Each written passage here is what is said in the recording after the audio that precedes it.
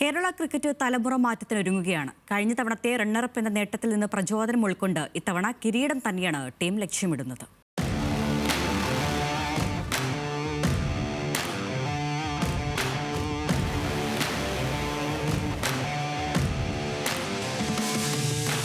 Indian ടീമിന് പിന്നാലെ കേരള ടീമിലും ഇനി തലമുറ മാറ്റം. യുവതാരം മുഹമ്മദ് അസ്റുദ്ദീൻ കേരളത്തിന്റെ നായക കുപ്പായത്തിൽ. രഞ്ജി ട്രോഫി ചരിത്ര ഫൈനലിലേക്ക് ടീമിനെ നയിച്ച സച്ചിൻ ബേബിയുടെ പിൻഗാമിയായാണ് അസ്റുദ്ദീൻ എത്തുന്നത്. ദുലീപ് ട്രോഫിയിൽ സൗത്ത് സോണിനെ ഫൈനലിലെത്തിച്ച മികവ് അസ്റുദ്ദീന് തലപ്പത്തേക്കുള്ള വഴി തുറന്നു. ടീമിന്റെ ഭാവി കൂടി ലക്ഷ്യമിട്ടാണ് നേതൃമാറ്റം.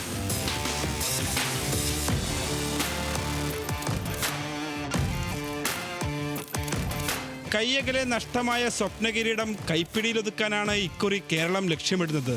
ഇതിനായി പുതിയ സീസണിലേക്കുള്ള ടീമിനെയും പ്രഖ്യാപിച്ചു. 15 ടീമിൽ മുൻ നായകന്മാരായ സഞ്ജു സാംസണും സച്ചിൻ ബേബിയും ഇടം പിടിച്ചു. ഇരുവരുടെയും പരിചയസമ്പത്ത് കേരളത്തിന് കരുത്താകും. വൈറ്റ് ബോൾ ക്രിക്കറ്റിലെ മിന്നും ഫോം റെഡ് ബോളിലും സഞ്ജു തുടരുമോ എന്ന ആകാംക്ഷയിലാണ് കേരളത്തിലെ ക്രിക്കറ്റ് പ്രേമികൾ.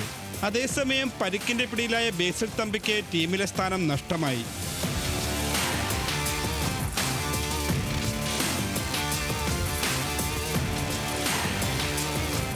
സീസണിലെ ആദ്യ മത്സരത്തിന് ദിവസങ്ങൾ മാത്രം ശേഷിക്കെ കഠിന പരിശീലനത്തിലാണ് കേരളം.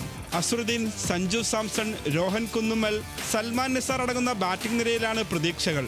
മധ്യപ്രദേശ് താരം അങ്കിത് ശർമ്മയും കേരളം ടീമിലെത്തിച്ചു. സമീപകാലത്തെ മികച്ച പ്രകടനം ടീമിന് മുതൽക്കൂട്ടാകും. 15-ന് മഹാരാഷ്ട്രയാണ് കേരളത്തിന്റെ ആദ്യ എതിരാളികൾ. Sports desk, news Malayalam.